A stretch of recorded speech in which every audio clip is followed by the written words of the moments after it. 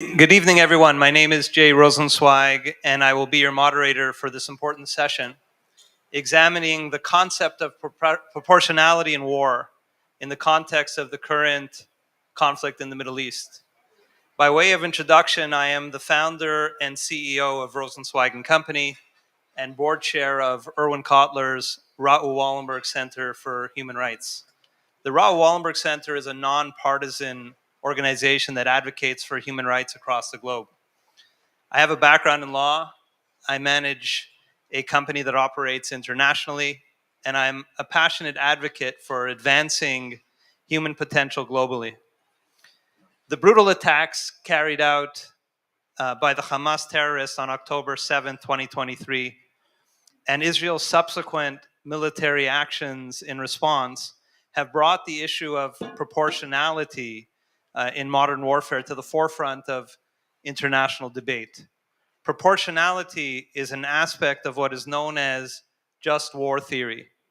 It involves weighing proportionality of conditions that justify certain acts during a war, so long as these acts are not excessive. Of course, judgments of proportionality can be indeterminate due to the complex nature of war. However, this should not discourage us from applying the proportionality theory as best we can. So this panel discussion, involving distinguished experts on the topic, will explore the application and challenges of proportionality in various conflict zones with the aim of fostering dialogue amongst policymakers, scholars, legal experts, politicians, military experts, and really society at large. So let me now introduce our panelists. And in terms of format, I would say each will be allocated 5 minutes to provide his or her perspective on the topic. This will be followed by a series of questions from me, and time allowing, questions from the audience. Let me begin with Alan Dershowitz, Emeritus Felix Franker Professor at Harvard Law School, who is not only a distinguished legal scholar, but also a best-selling author and an individual who's been described as America's most peripatetic civil liberties lawyer. Professor Dershowitz has been the recipient of many accolades and awards, including a Guggenheim Fellowship for his work on human rights and a fellowship at the Center for the Advanced Study of Behavioral Sciences. His best-selling books have been translated into many languages and have sold over 1 million copies worldwide. So welcome, Professor Dershowitz. Thank you. Thanks for having me. What are your thoughts on the concept of proportionality as it relates to the current conflict in the Middle East? We'll give you like 5 minutes. My first thought is that nobody understands it. Most people, if you ask them what proportionality means, they would say that if Hamas killed 1,500 or 1,200 Israelis and captured 250 people, a proportionate response would be to make sure that Israel only kills 1,500 and kills maybe a few others. It has nothing to do with that. Under the laws of proportionality, if an army kills one Israeli soldier, the Israelis are entitled to kill 10,000 soldiers. Proportionality has nothing to do with tit for tat. It has only to do with 2 points. One, the principle of distinction between civilians and combatants. And second, if you're marshaling a military attack on a mixed target, a target that contains both combatants and non-combatants, those conducting the military operation must conclude that the value of the military target is proportional to the expected and anticipated civilian casualties. So that if you're going after one soldier, an ordinary soldier who's in a hospital, and in order to get that one soldier, you have to endanger the lives of 20 or 30 civilians, that's not proportional. On the other hand, if you're going after a major leader, or for example, the nuclear facilities of Iran, then the number of civilians that you anticipate will die or be injured can be very high in proportion to the value of the target. So the first thing that the people authorizing the rules of engagement, authorizing the attack must do is decide on the value, the military value of the target. That's going to be very subjective. It's obviously a rule of reason.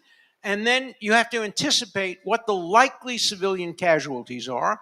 At the same time, you try to reduce the amount of collateral damage, but you don't reduce it to the extent of endangering your own soldiers or the military goal. So to summarize, the point is, first, you must distinguish between combatants and non-combatants. And if you have, and you can kill as many combatants as you have to. There's no rule of proportionality when it comes to combatants. And by the way, just to get to something very current, a combatant is somebody who is involved in the terrorist or military operations. And of course, Hezbollah decided who the combatants were when they gave them communication devices. So everybody receiving a communication device, even the ambassador from Iran to Lebanon, was automatically a combatant. And so Israel was entitled to blow off the heads of every single one of the people who are holding these kinds of communication, military communication mechanisms. Now, they had to know, of course, that in the process there would be some lying around, and maybe a child would be killed, maybe an innocent person would be killed, and they would have to ask themselves the question, how valuable is the target compared to the possibility? Now, in usual rules, and I'm sure we'll hear more about this later, when Great Britain, when NATO, when the United States have fought in Afghanistan and Iraq and other places, the general proportionality has been in the area of about 4-to-1. That is, approximately 4 civilians have been killed for every combatant. In Gaza, the proportion is much, much better. It's between 1.5 and 2-to-1 in terms of civilians, and that's by Hamas's numbers. If there were 40,000 killed and 17,000 were combatants, the ratio there is about 2-to-1, the best ratio ever achieved by any military in the history of warfare. The ratio achieved in the beeper attacks is, of course, much, much lower than that. It's probably 1 civilian for every 100 combatants. And yet, today, the Pope had the chutzpah to announce that he was appalled at Israel's response in Lebanon without a single mention of the fact that the reason for that is that Hezbollah sent thousands of rockets starting on October 8th. It was as if, according to the Pope, the Israelis suddenly one day, without any provocation, decided simply to bomb Lebanon. That's been true of academics. That's been true of CNN. It's been true of many in the United Nations. And tragically today, it was true of a very good and great man, the Pope. So if I want to give the Pope one assignment, it's listen to the recording of this or read a book on proportionality before you speak and condemn only one side of what is a historically tragic conflict. That is the fault only of those who started it. Hamas in Gaza, Hezbollah in Lebanon. Thank you, Professor Dershowitz. Our next panelist is Colonel Richard Kemp. Colonel Kemp served as a British infantry commander and spent much of his career combating terrorism and insurgency in Iraq, Iran, the Balkans, and in Northern Ireland, where he was wounded in a terrorist attack. He headed the international terrorism team at the Joint Intelligence Committee in the UK Prime Minister's office and was chairman of the multi-agency intelligence group at COBRA, the UK National Crisis Management Committee. Colonel Kemp is an expert on Hamas and Hezbollah, and he has been present in Israel since the war began in October 2023. He spent much time at the Gaza border, and he has made numerous visits to the Lebanese border and Judea and Samaria. So, Colonel Kemp, please briefly share your perspective on this current conflict. Yeah, I think I'm afraid to say that in the war that started in October last year, we've seen many, many examples of disproportionality, too many that I can possibly mention now. And it's really a tragedy. And the disproportionality is the disproportionate attacks against Israel around the world. That is what is disproportionate here. And much of it emanates from this building and from associated UN buildings.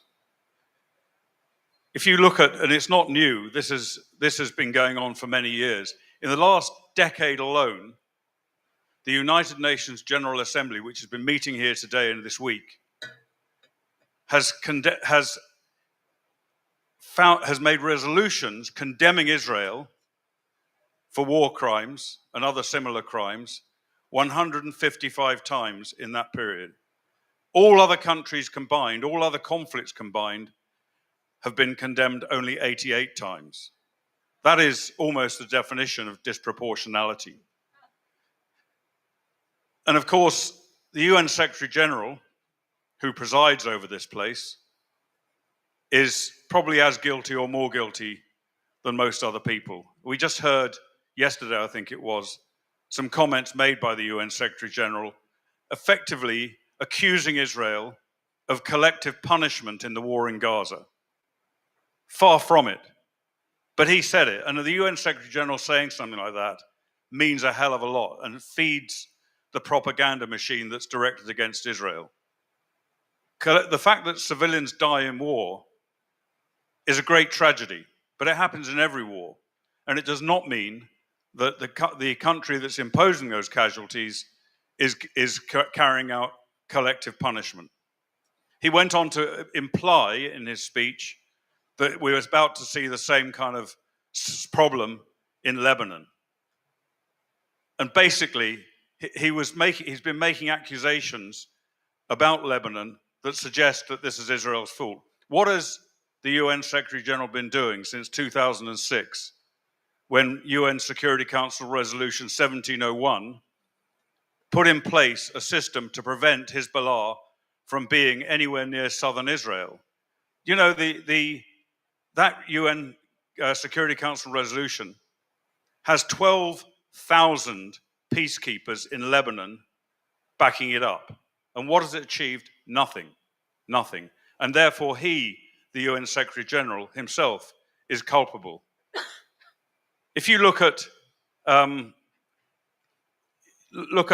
beyond that, look at the International Criminal Court and the International Court of Justice. The International Court of Justice obscenely accuses Israel of genocide. It is an obscenity.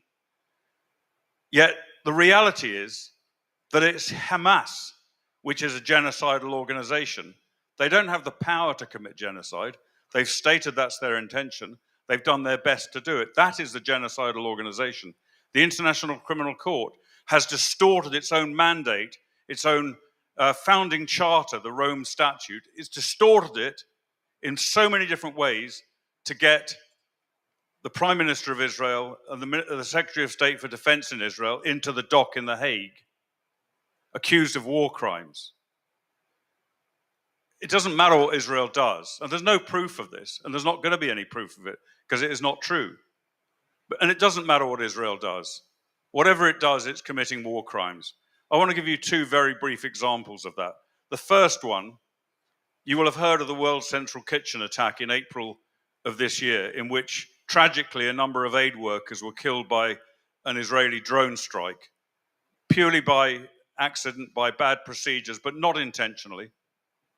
President Biden said this is unacceptable, totally unacceptable. He had forgotten that in August 2021, under his presidency, there was a United States drone strike against what was considered to be an Islamic State terrorist cell in Kabul as the US and NATO allies withdrew. That drone strike killed 10 people, including 5 children. They weren't Islamic State terrorists. Most of them were aid workers.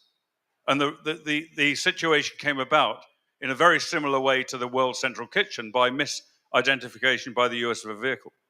So that wasn't unacceptable, and nobody was prosecuted for that, and in my view, quite rightly. It was a tragic mistake in war. The second example I want to give you, Professor Dershowitz mentioned the Pope had the chutzpah to accuse Israel. Well, another person who had the chutzpah was Leon Panetta, the former Secretary of State and CIA director, who said that those pager and radio explosive-laden devices was terrorism.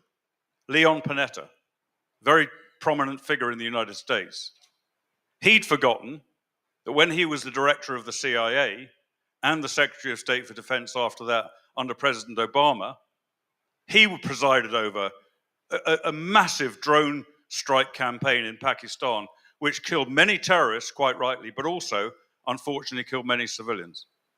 This is why we have the double standard we face. And the reality is, no matter what Professor Dershowitz or any of the other people on this panel tell you about proportionality or any other aspects of the laws of war, they do not apply to Israel.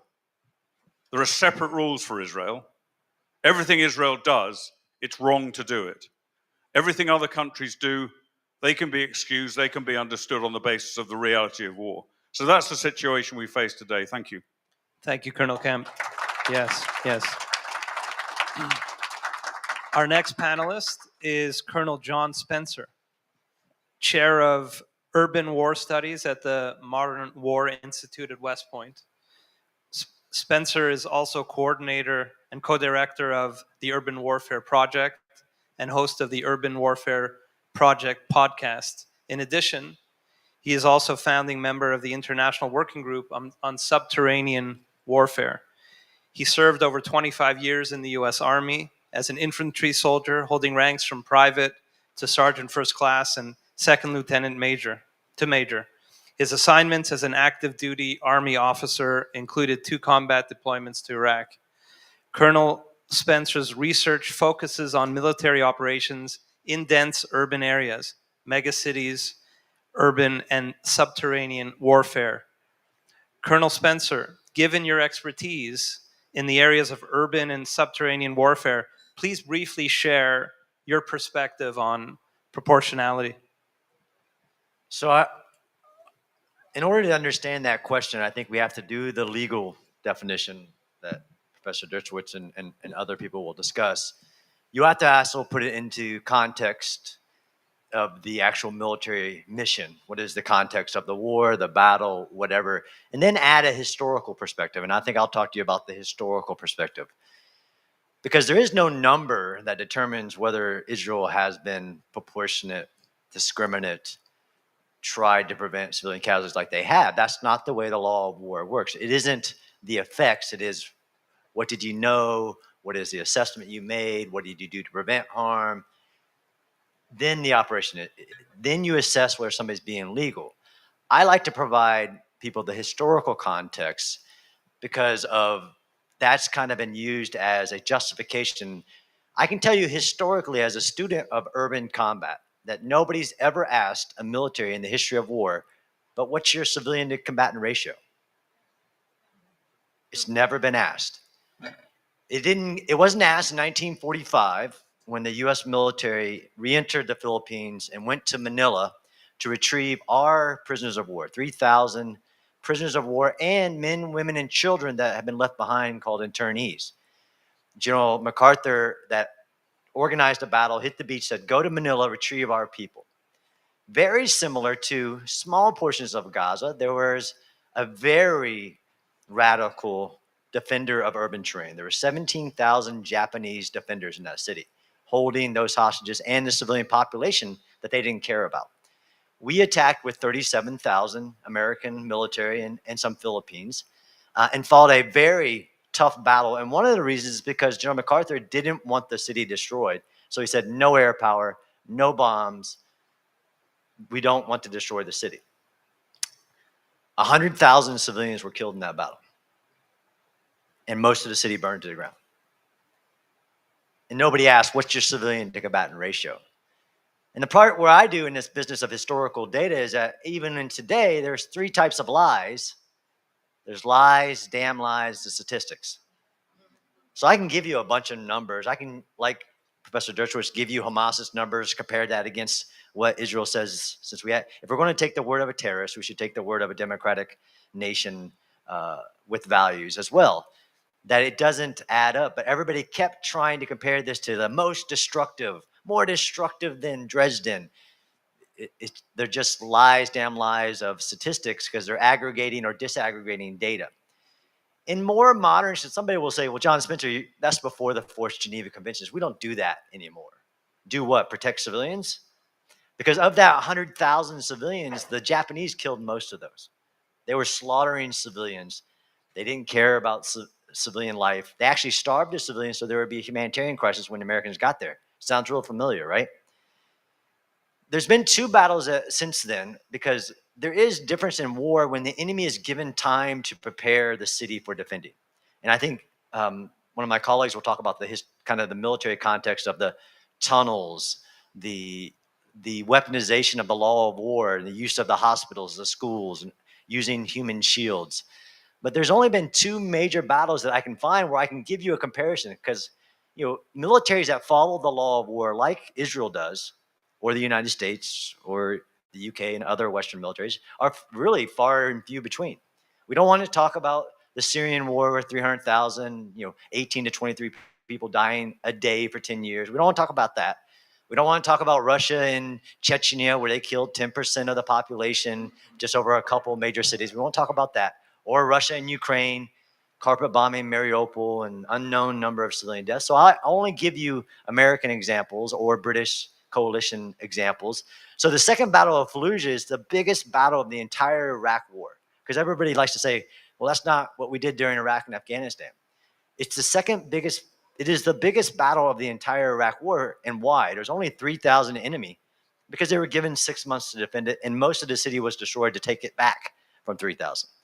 But the one example that people keep trying to use, and I found because they don't even know what the law of war is. They don't know what war looks like. Is the 2016 to 17 Battle of Mosul, where ISIS had taken a city, and there were 3,000 to 5,000 enemy combatants in that city, and 1 million civilians were trapped in the city and actually told to stay initially. Which we can talk about why has this been so hard for Israel, and nobody mentions the fact that Egypt didn't let a single Palestinian out of Gaza Strip, so they own many of the actual death of civilians.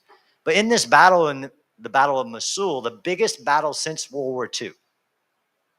So it was bigger than the battle that I was a part of the campaign to overthrow the Iraq government. It's bigger than the Battle of Baghdad of 6 million people.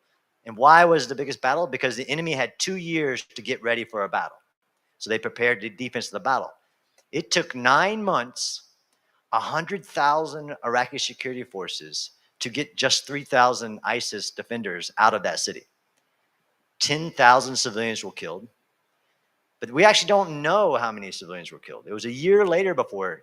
This is also the part that I find fascinating in, okay, we want to assess proportionality. We're going to use the numbers that the terrorists give us within minutes. So I've never seen a combatant with that level of computer technology to know how many civilians died in a strike within hours. If I tell you in most urban wars or battles, it's been years later. It's crazy. But in that battle, what they also don't talk about is that the Iraqi military lost 10,000 soldiers to take that city, one city. There's 6 cities like Mosul in Gaza. But ultimately, where it comes down to is when you talk about proportionality, you also have to talk about, of course, you do the proportionality assessment, and then the last part says anything reasonable and feasible to prevent civilian harm. This is where I can say with historical data and being in Gaza, that Israel has implemented more measures. It's a whole field of study that I work in as well called civilian harm mitigation. Like, despite what the enemy is doing, you still got to protect civilians.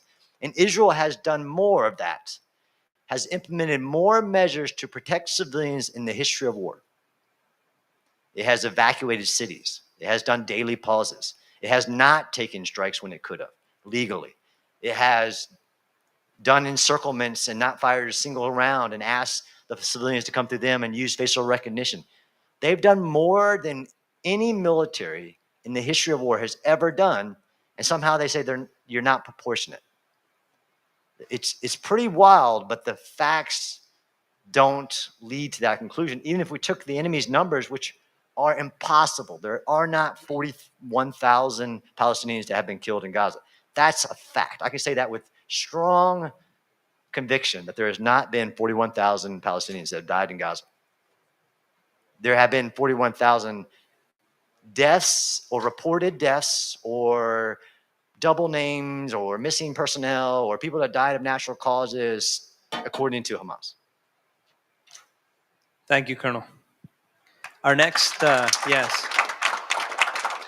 Our next panelist is Major Andrew Fox, a military strategist and analyst. Major Fox is a research fellow at the Henry Jackson Institute, a nonpartisan transatlantic foreign policy and national security think tank based in London. Major Fox's expertise include the Middle East, defense, and the psychology of disinformation. Mr. Fox spent 16 years in the British Army, completing 3 tours in Afghanistan, as well as serving in Bosnia, Northern Ireland, and the Middle East. Welcome, Major Fox. Briefly, what are your thoughts on the concept of proportionality of Israel Hamas, Israel Hezbollah? What's your take? So I've taken the liberty of scripting my opening remarks, and I've timed them to exactly 5 minutes. So hopefully I will stick to that. You come prepared. That's great. Read through. First of all, I would like to acknowledge the victims of war. We can't reasonably discuss proportionality in combat without first understanding that war is not an abstract concept. The state of Israel currently faces a war on several fronts. And any compassionate observer must note that innocents are suffering. Israeli citizens, some massacred or taken hostage on 7th of October by Hamas. Tens of thousands of them have been displaced by Hezbollah. Some innocent Gazan civilians have been caught between Hamas and the Israel Defense Forces, forced to shelter in tents in the Mediterranean summer. There are innocents in Lebanon who've been forced to flee their homes in order to evade missile strikes, as Israel target the Hezbollah fighters who've used their homes as weapon storage sites. So Prussian theorist Karl von Clausewitz, he wrote that self-imposed restrictions termed international law accompany war without essentially impairing its power. If we take his definition of war, which is an act of violence to compel our opponents to fulfill our will. These acts of violence in war, in an era where war is amongst the people, will inevitably lead to the suffering of innocents. This whole discussion hinges upon whether those acts of violence are legal and proportionate. Saint Augustine articulated the theory of a just war. He wrote that governments need not be ashamed of protecting peace and punishing wickedness. He wrote that the sacred seat of virtue is the heart. Israel's jus ad bellum, as St. Augustine termed it, or their reason for going to war against both Hamas and Hezbollah, is absolutely clear. I and a number of my fellow panel members have walked in human ashes in Kibbutz Be'eri. I've been to the site of Nahal Oz, where Hamas burned alive 22 Israeli soldiers. I've visited the site of the Nova Festival at Re'im, where Hamas murdered innocent partygoers. And also, I've seen the evidence of the sexual assault of Hamas on the 7th of October. Israel is a country created by a resolution from this very organization in which we sit. No country on earth could accept a threat of another 7th of October on its borders. Nor could any country in the UN accept over 9,000 rockets fired indiscriminately at civilians, displacing some 60,000 of their citizens. Israel's jus ad bellum is beyond question. But what about the other half of St. Augustine's equation? He wrote about jus in bello, or conduct during war. And if we return to Clausewitz, he wrote, the coarseness of war's elements excites repugnance. And I can tell you from first-hand experience that war is repugnant. However, we cannot assess a war based on those feelings of repugnance. Never in history has a war been fought that has not included visceral and bloody death. Extreme violence, the suffering of civilians. It is not, however, the death that is to be used as the vehicle for our assessment of any conflict. Under international law, what matters is the manner and the legal justification for that death. I've spent significant weeks with the IDF. I've been to Israel 3 times since 7th of October. I've examined their targeting processes, their rules of engagement, and their design for the wars they're currently fighting. I'm entirely satisfied that their processes and procedures match, or in some cases exceed, those of Western armies in terms of satisfying their international legal obligations. That said, it's inevitable that when young men and women are trained to be violent and are placed in the most horrific of settings, as war is, some will break those laws. It happened at Abu Ghraib in Iraq, Camp Breadbasket, Fallujah, Yusufia, all of them in Iraq. And it happened with the Australian Special Air Service Regiment in Afghanistan and possibly the British SAS as well, and that's an investigation currently ongoing. What matters, though, is how those breaches of the law are dealt with. Since last October, the IDF has launched 74 criminal investigations into the conduct of IDF soldiers. This is a tiny, tiny percentage of the 300,000 IDF soldiers who've served in Gaza. I've also examined the IDF's legal mechanisms, and I'm convinced, absolutely convinced, that they are correctly holding their soldiers to account. And this is what moral armies do. War is repugnant. Proportionality can only be assessed through an objective lens. Is the war just? And is conduct during the war just? And even while innocents suffer, as they always do in every war, I'm convinced that Israel meets both those criteria. Thank you. Thank you. Thank you, Major Fox. Our next panelist is Barrister Natasha Hausdorff, Director, UK Lawyers for Israel. Ms. Hausdorff is an expert commentator on international law, including the law of armed conflict, foreign affairs, and national security policy. She holds law degrees from Oxford and Tel Aviv universities and was a fellow in the National Security Law Program at Columbia Law School in New York. Ms. Hausdorff previously worked for the prestigious American law firm Skadden Arps in London and Brussels. She also clerked for the president of the Israeli Supreme Court, Chief Justice Miriam Naor, in Jerusalem, and she serves as legal director of the UK Lawyers for Israel Charitable Trust. Welcome, Barrister Hausdorff. What do the laws of armed conflict tell us about this current situation? Well, thank you very much. I think when we're looking at the concept of proportionality in the laws of armed conflict, one would be hard-pressed to find an aspect of international law that has been more resoundingly misrepresented in the history of international law. And everything my fellow panelists have already said should give you a strong flavor of how that has potentially come about. I think it's extremely appropriate that we are here having this discussion in this building, because here is unfortunately, one of the epicenters, combined with the international media and diplomatic discourse, of the misrepresentations on proportionality. As Professor Dershowitz has outlined, it is not a case of comparing casualty figures. That would be macabre. It also, unfortunately, serves to encourage Hamas in seeking to drive up the civilian casualty count as much as possible, and as Colonel Spencer has referred to, inflating it in many respects. And there are a number of studies that have determined that and revealed it.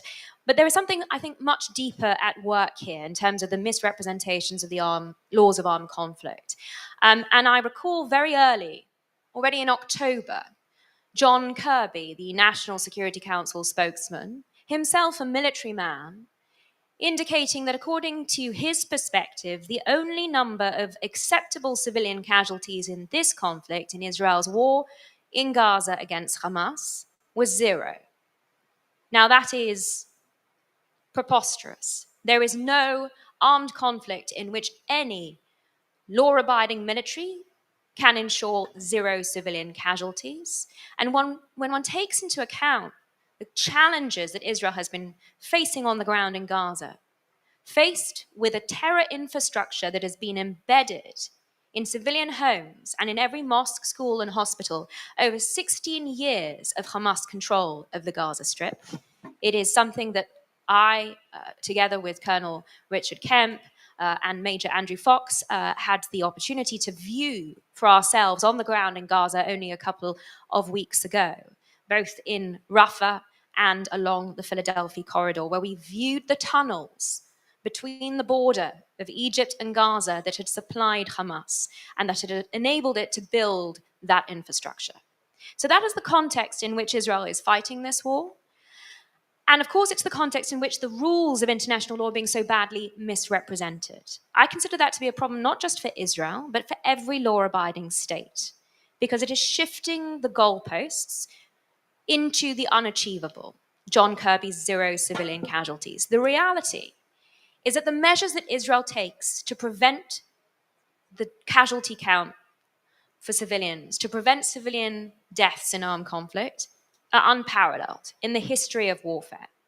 They not only comply with the key principles of the law of armed conflict, necessity, distinction, proportionality, and precaution, but the measures that the IDF takes far surpass them. And there are many military legal experts, including those sitting on this panel, that will tell you that the US and the UK, the British Army, and other law-abiding armies would struggle to meet the incredibly high standard that Israel sets. I believe that comes not just out of the military advocate general corps' role within the IDF, which is also unparalleled, the military lawyers that go through target lists and conduct that proportionality analysis on a strike-by-strike basis that are embedded within every unit and that sit outside of the military chain of command. They are answerable to the Attorney General in Israel so that they can tell more senior officers yes or no with respect to individual strikes based on their proportionality analysis. So it's not just because of the unprecedented role that lawyers have in the Israeli Defense Forces. I believe it speaks to something far deeper. And it speaks to the moral code, the code of ethics that the IDF instills in every single soldier in the first week of basic training. It's also reflective of the fact that the IDF is a citizen army. It is an army of conscripts. Those individuals who enlisted after the atrocities of the 7th of October, there was over 140% enlistment. Those individuals, doctors, lawyers, engineers, school teachers, plumbers, carpenters, that put on their uniform and reported for duty and did so because they knew they were defending their families. These are individuals that have grown up in the only democracy in the Middle East and have had instilled in them those democratic values, prizing freedom and life above all. I see that as integral to the precautions that the IDF takes and the case-by-case analysis, because it's individual soldiers that are having to make those decisions on the ground in real time and have to live with the decisions that they make in those contexts. Now, that's not in any way to do down professional armies around the world, but I think it's important to bring that into the context and bear that in mind in the realm of the war that Israel has had imposed on it.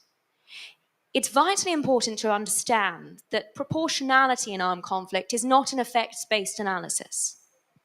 It is intention-based, and that is based on, of course, the intelligence that goes into designing, targeting lists, and conducting a proportionality analysis. But ladies and gentlemen, that means that there is not one talking head, one military commentator, or one legal analyst that can tell you that any particular action that Israel has taken is disproportionate.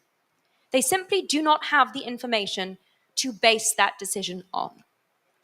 Those states that have been provided with that information, that Israel has shared sensitive intelligence with, the UK and the US included, have consistently said that they are satisfied that Israel's targeting and proportionality approach complies with international humanitarian law. And other experts, as you have also just heard, have indicated that in many respects it far exceeds what is required. And that is important to recognize. So where is the disconnect between the reality, which we have all imparted to you, and what we hear out of this building and many others? Lawfare, ladies and gentlemen, an abuse of law and legal processes and international legal institutions. And while that abuse is perhaps most on display and most effective with respect to Israel, what starts with Israel will not end with Israel. Every law-abiding state, every individual that prizes the rule of law, ought to be very concerned about this phenomenon. Because politicizing international law and international legal institutions in order to advance a political agenda against the Jewish state discredits international law, discredits the International Criminal Court, discredits the International Court of Justice, and it weakens those institutions should we ever seek to use them against the real abusers of international law and human rights, the real war criminals. That is why this panel is so significant. That is why every representative here at the United Nations ought to be in this room, listening to the real experts, those with experience on the ground, and those with decades of experience in the legal arena. And I'm very grateful for the invitation. Thank you, Barrister Hausdorff. Fantastic.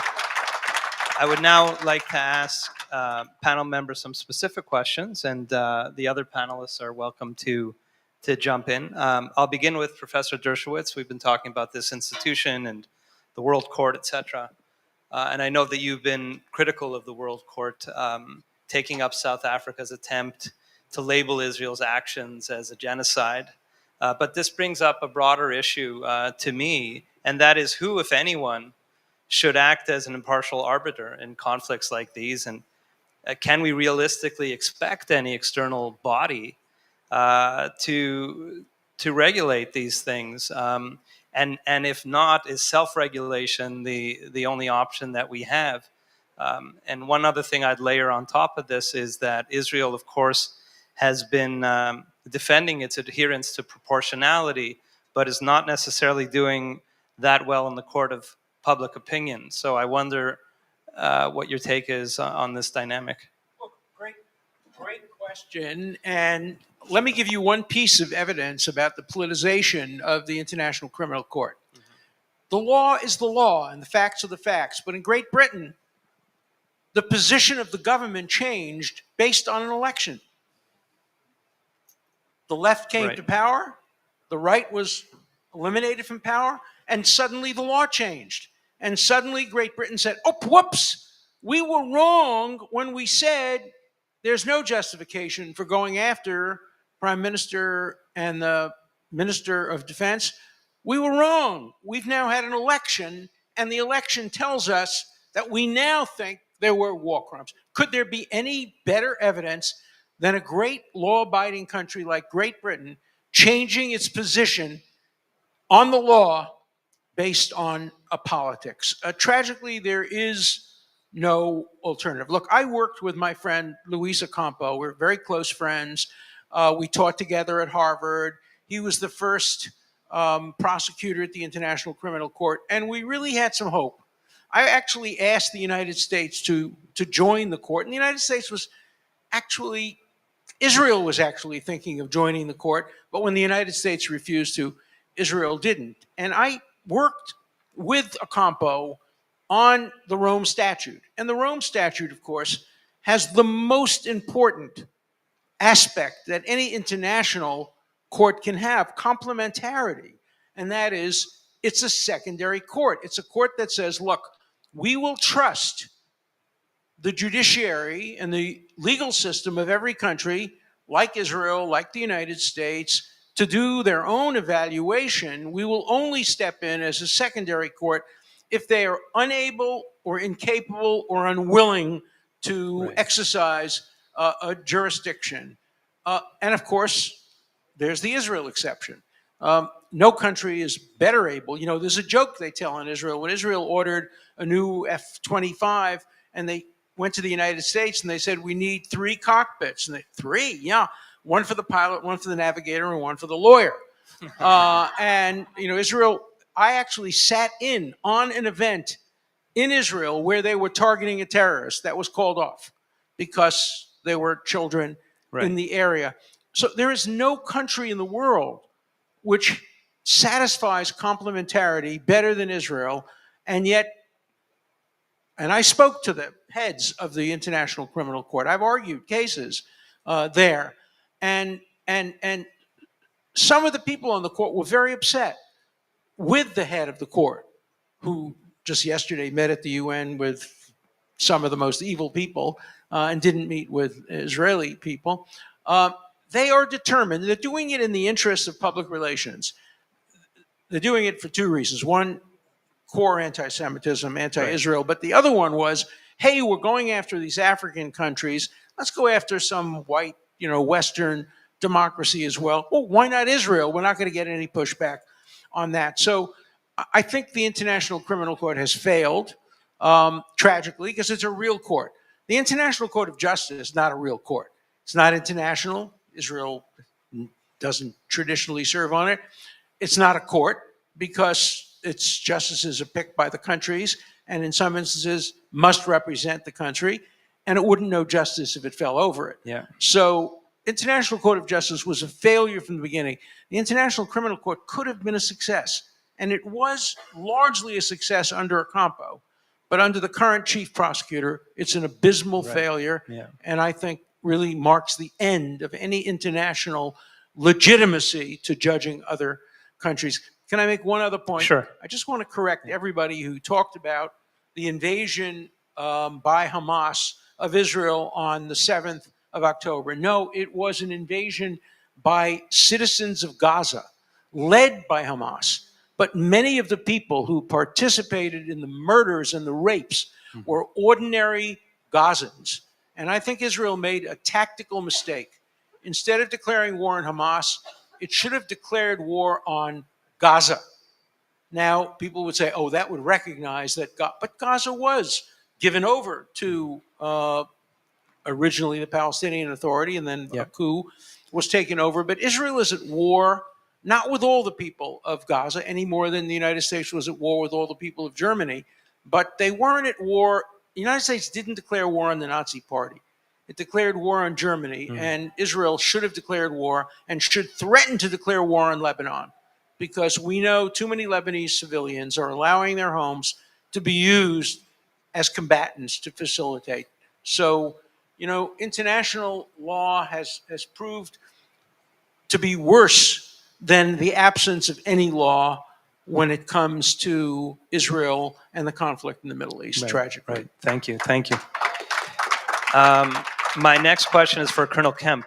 To ensure proportionality, and we've talked about this, but I want to lean into it a little bit more. Israel has taken enormous risks with its own soldiers and fighters to protect civilians and civilian populations in Gaza.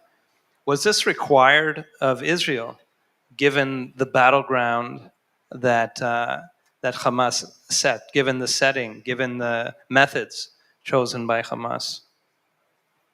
I think if you're going to fight in a war and you're going to try and adhere to the laws of armed conflict, then there is always going to be an additional risk to your own soldiers. And that's been true of the United States and the UK and other countries who have been fighting in places like Afghanistan and Iraq.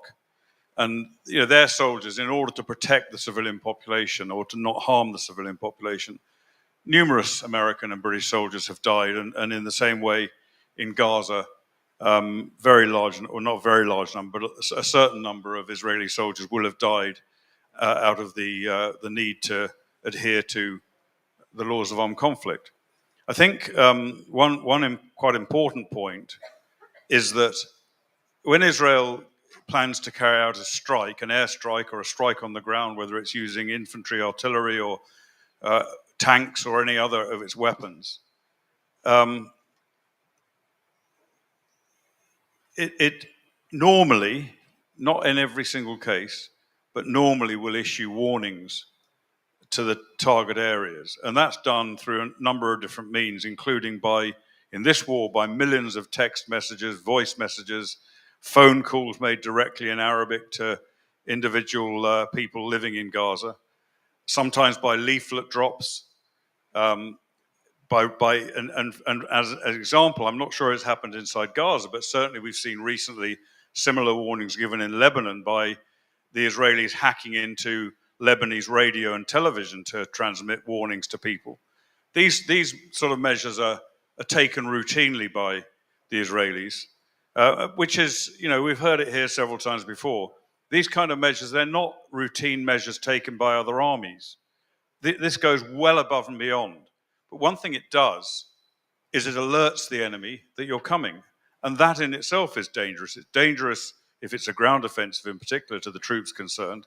It's also dangerous in terms of the overall war objectives because it risks enemy targets which need to be taken out getting away, which obviously increases the danger from the enemy. So there's numerous different forms of danger that adhering to the laws of armed conflict take. One thing I would say about that is that the laws of armed conflict don't actually require you in every case to give warnings. It says, I think in the relevant convention, it says when practicable or when possible, you should give warnings. But the IDF almost invariably give these warnings before they carry out an attack. And not only do they give warnings, they also then maintain surveillance on an area they're planning to attack that's got civilians living in it through drones, other aircraft, other means, to see when the population in the relevant area has left. And that all takes time, and it gives time for Hamas for their terrorists to move, for them to move critical weaponry, etc. It's not something that most military commanders would do, but generally speaking, the IDF does. Just to clarify slightly, one difference is if there's a very high priority target. For example, let's say the IDF identified the presence of Yahya Sinwar somewhere in Gaza. They're not going to, unless they're totally insane, they're not going to give a warning that they're going to attack that area. He's such an important target. And the proportionality calculation made in his case, Sinwar's case, would probably lead the commander and the lawyers making that decision to conclude that you could maybe have a higher number of potential civilian deaths than you would in the case of a lesser target. And that's partly what proportionality is all about. He is such a critical figure that you might say it's proportionate to kill X number of civilians when, in the case of a less significant target, we'd only have risked killing Y. Great, makes sense. Colonel Spencer, I want to lean in a little bit more into your context that you provided in terms of other Western countries within the military. The United States has wrestled with these issues over a long span of history. Some have termed aspects of the Indian wars in the 19th century as genocide. At the close of World War II, there were those who questioned the bombing of Hiroshima and Nagasaki. The presumption behind just war theory is that there is a right way and a wrong way to fight wars. And this has governed Geneva Convention thinking since the 19th century. But war is in some ways fairly simple. One party attacks another party. The other party fights back. One of the parties wins. One of the parties loses. Perhaps there's a draw from time to time. And this has been the way of the world forever. Are things different in 2024? Hamas attacked with monstrous ferocity and vows to do it over and over again. And Israel counterstrikes. In today's world, especially in light of media coverage, etc., have new lines been drawn? Just wondering your perspective on all of that. Yeah, I've written a little bit about this, especially within the legal framework, is I believe Israel has created a new standard that I don't think should be followed. In every aspect. So this is, war is fought in the context in which it happens in, the political context, the variables.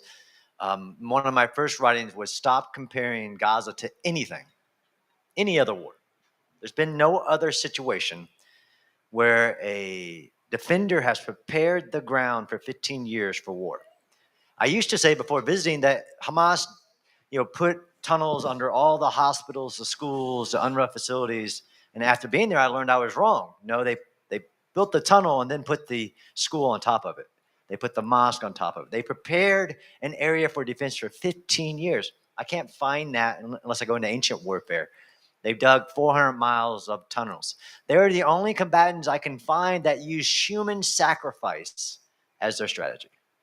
We say human shields, which is lots of terrorists did it. Al-Qaeda does it. ISIS does it. Everybody. But Hamas says and acts in every way to get as many people killed as possible to achieve their political objectives. That's human sacrifice. I don't want the standards in which Israel is being held to, I call it the Israeli standard, to be continued because I believe that would lead to greater war and suffering.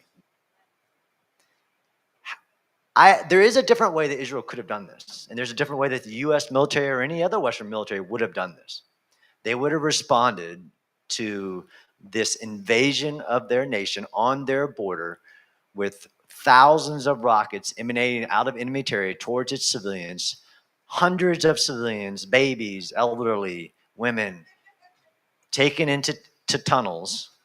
They would have responded immediately with overwhelming force, to include raining down to ensure not one rocket came out of enemy territory.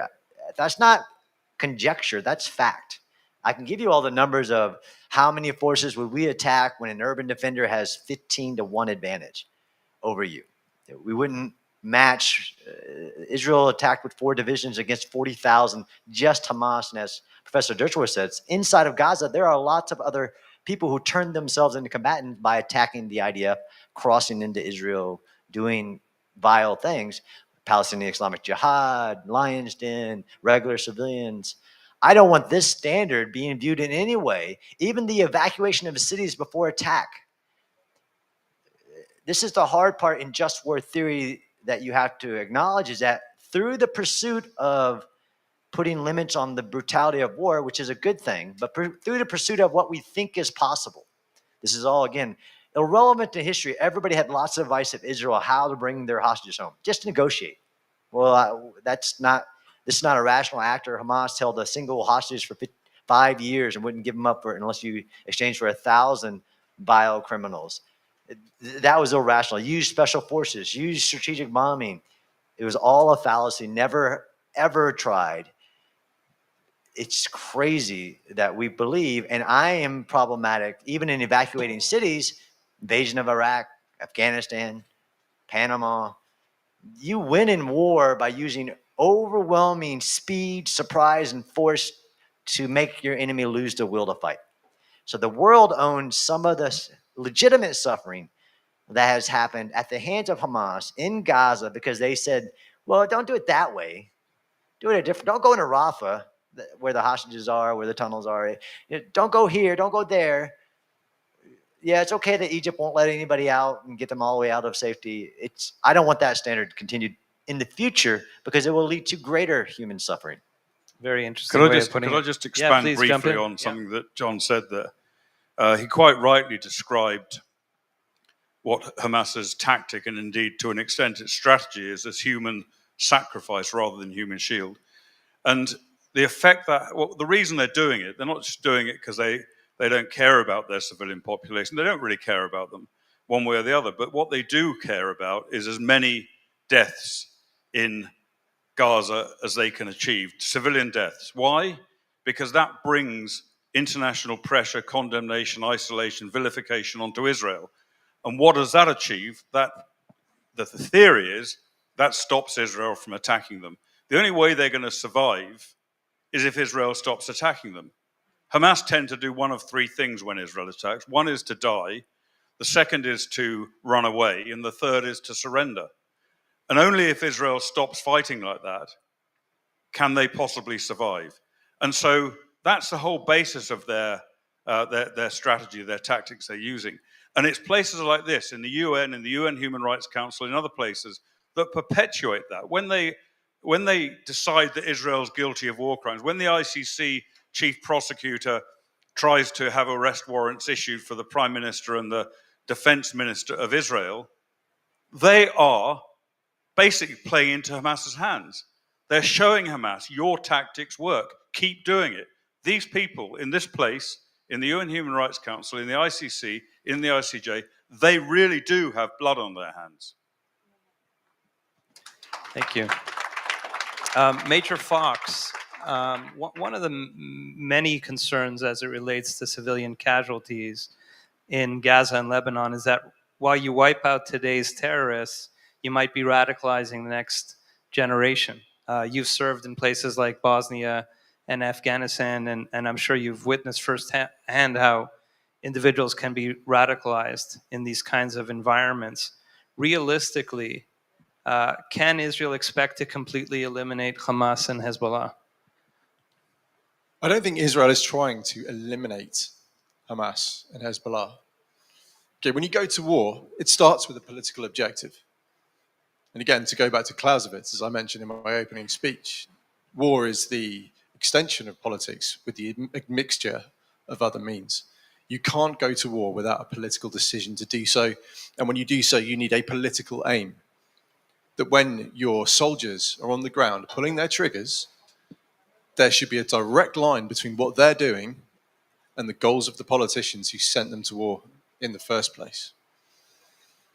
So when we talk about radicalizing Hamas or radicalizing people to join Hamas, actually we're not trying to eliminate an enemy in its entirety. We're not trying to destroy 100% of Hamas.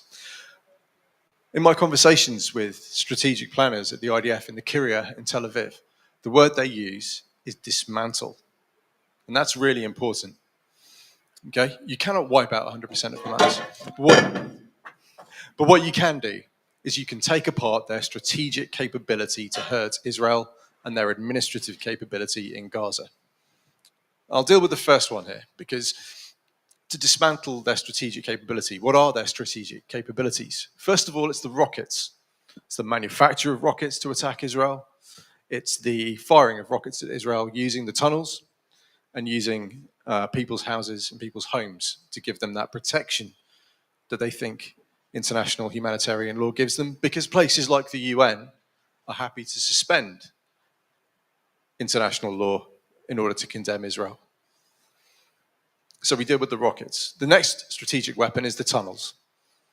Okay, I think people saw this for a long time as a kind of hidey hole, as a kind of way of negating the IDF strengths. The IDF have total overmatch for Hamas in the air and on the ground. And so Hamas have gone underground to try and get away from the IDF strengths and create a strength of their own. And at the start of this war, you could walk underground from Gaza City in the north all the way to Rafah without ever seeing daylight. A Hamas commander could go to work in the morning, to his office underground, to the shops on the way home, and never see daylight. The IDF have found vitamins for my American friends. Vitamin D is stored in huge caches underground because they know they won't see daylight for huge periods of time. And so by destroying the tunnels, that's vitally attacking Hamas's strategic capability. So after World War II, General Eisenhower is quoted in a newspaper saying it'll take 50 years to denazify the Nazis. And if you ever think I'll give Germany the power to wage war again, you're crazy. Those are direct quotes. I think Professor Dershowitz is right that, again, if you want to remove this power from both political and military power, there is a military strategy, achievable, definable to do that. But it will take a long time to keep Hamas from power. And Israel, I think, has the will to do that. But it's absolutely achievable. You know, I think it's an empirical question. It's become a mantra of America and of the world that if you kill Hamas terrorists, you will only create more terrorists. That's either true or false, or true to a degree.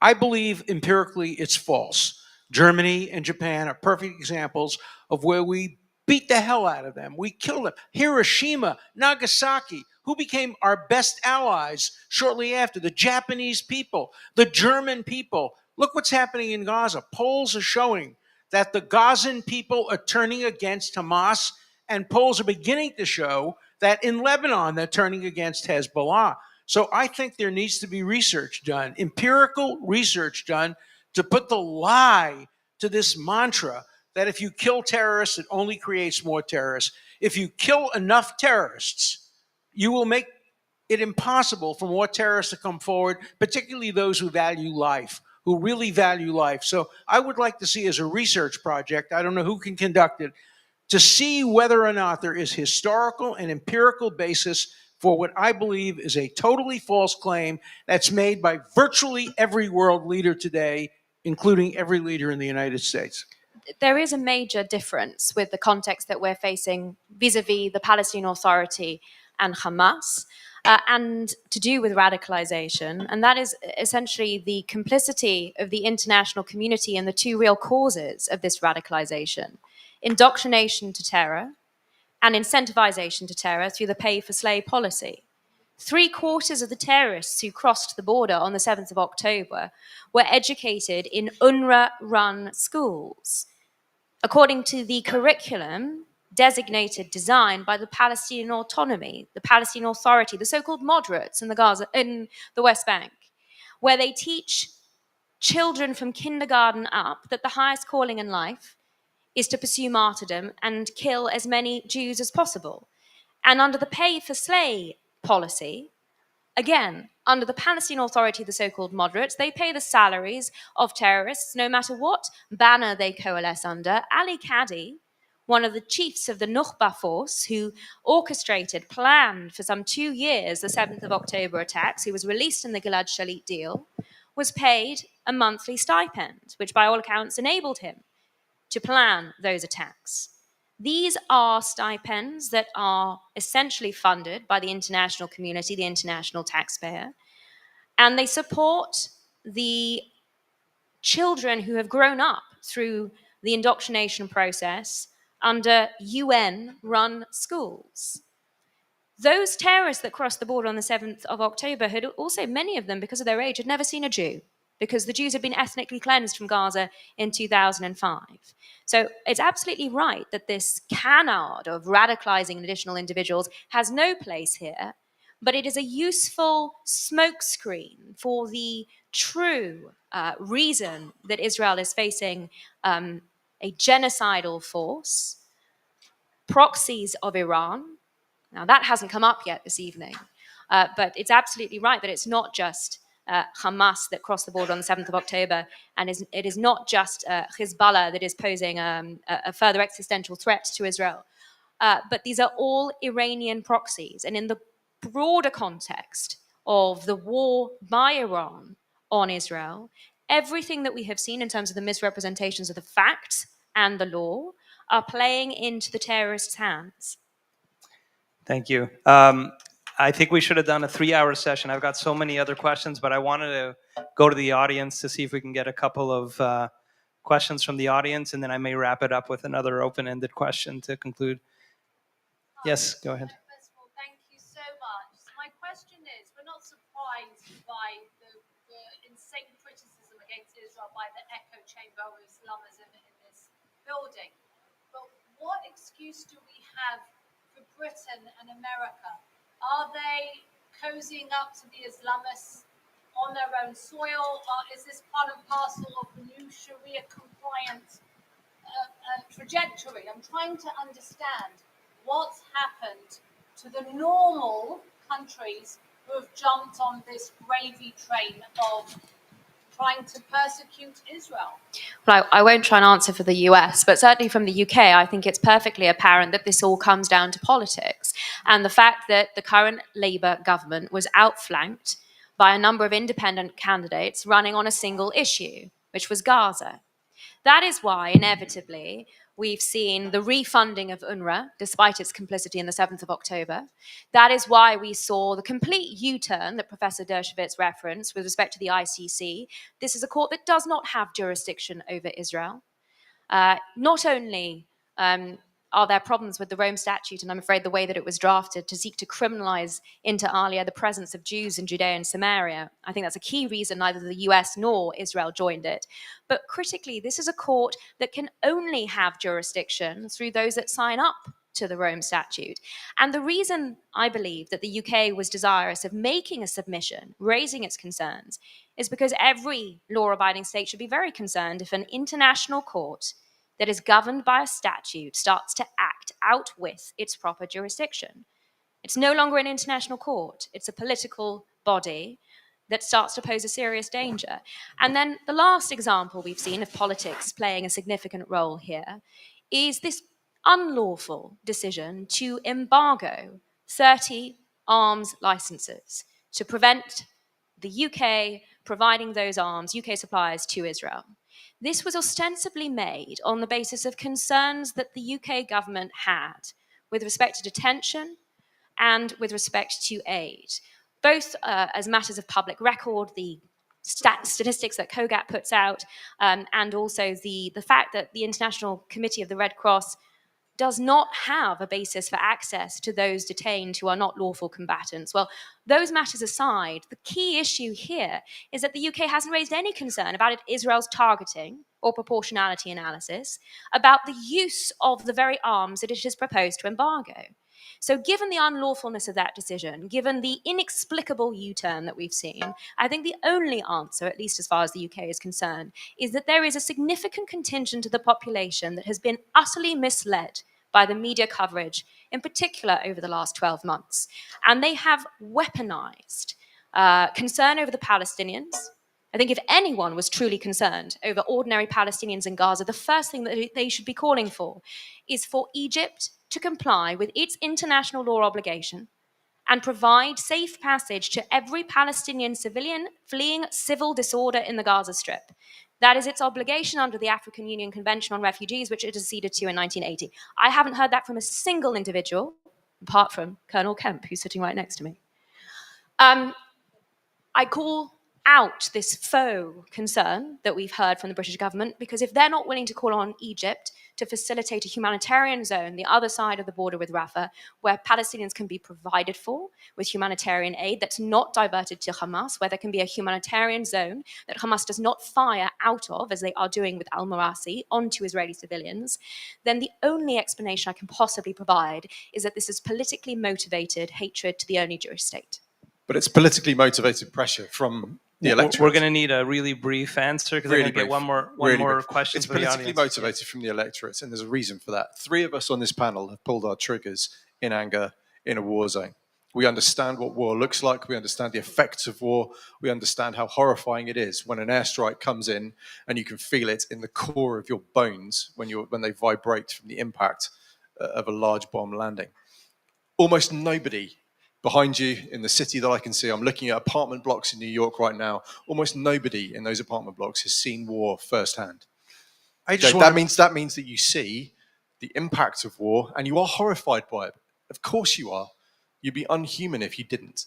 And that makes you think, if you don't know what's happening and you don't understand the context and the legality behind it, you're going to have that reaction and you're going to protest against the fact you're seeing war, especially when it's underpinned by a very, very effective information campaign, such as the one run by Hamas and their allies in Iran, Qatar, and various other countries. One quick point. New Zealand, the most hypocritical country in the history of the universe. New Zealand joins with condemnation of Israel, doesn't even abstain. It joins and it calls Israel a colonial settler state. If you had a dictionary that had colonial settler state, the first state to come up would be New Zealand. New Zealand was settled by Englishmen who never had a single connection to the land. They got rid of the Maoris. They had a treaty and all of that. But the hypocrisy of New Zealand in voting against Israel, the hypocrisy of Ukraine abstaining, the hypocrisy of Canada abstaining, You cannot understand this without understanding that Israel is the Jew among the nations and is subject to international double standard anti-Semitism and hypocrisy. So is it So- truly anti-Semitism? So Professor Dershowitz, Maybe that's the next. Maybe that's the next and final question. totally anti-Semitism. I think. I'll just add two yeah. on your question: ignorance and laziness. I've argued against in these halls and in Vienna against something called explosive weapons in populated areas, which translated into withholding 2,000-pound bombs from Israel, because how could they ever be used in a densely populated area? Because that initiative meant banning all bombs, missiles, mortars, anything that falls from the sky in urban combat. That initiative, I argued historically, would drive all combat into urban areas. It would create more Hamases. What do you mean? I can dig a tunnel under a building and you don't have munitions that could reach me because a 2,000-pound bomb goes 16 meters underground? Not very far.